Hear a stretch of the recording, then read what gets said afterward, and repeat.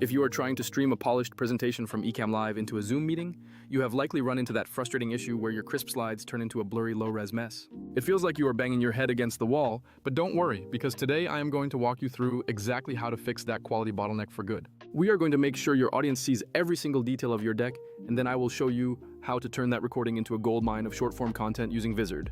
The main problem is that Zoom treats your Ecamm feed like a standard webcam, and its algorithm is designed to prioritize bandwidth over visual clarity.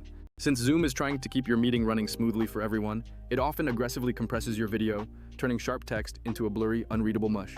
The first step is to open your Zoom settings and head straight for the Video tab to make sure you have selected your Ecamm Virtual Camera as the primary source. You absolutely must check the HD box in those video settings, but honestly skip the touch-up appearance filters because they do absolutely nothing for your slide clarity. If you have good lighting, you can also leave the low light adjustments off, as they tend to introduce unnecessary noise that just hurts your image quality even further. Now, go to the General tab and click the link that says View More Settings, which is going to pop open your main Zoom web dashboard in your browser. You need to scroll through that long list of options until you find the setting for Group HD Video and make absolutely sure that toggle is switched on.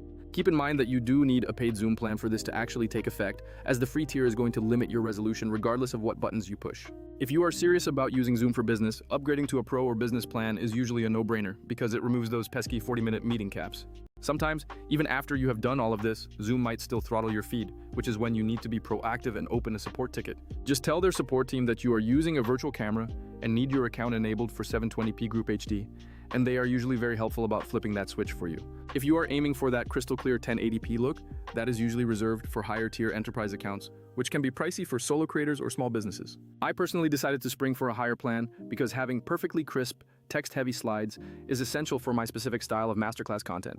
Once you have nailed that quality, you have created a valuable long-form recording, but the real magic happens when you turn that 1 hour of footage into weeks of social content. Doing this manually by chopping up videos, resizing them for TikTok, and adding captions is a full-time job that nobody has the time to handle alone. This is exactly where Vizard comes into play, as it is the perfect tool to automate this entire workflow without requiring an expensive editing team. You simply upload your high-quality Zoom recording, and the Vizard AI gets to work, scanning the entire video to find the most engaging and shareable moments.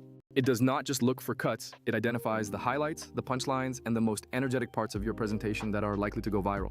Beyond just finding the clips, Vizard functions as a publishing assistant that helps you schedule those posts across all your social channels automatically.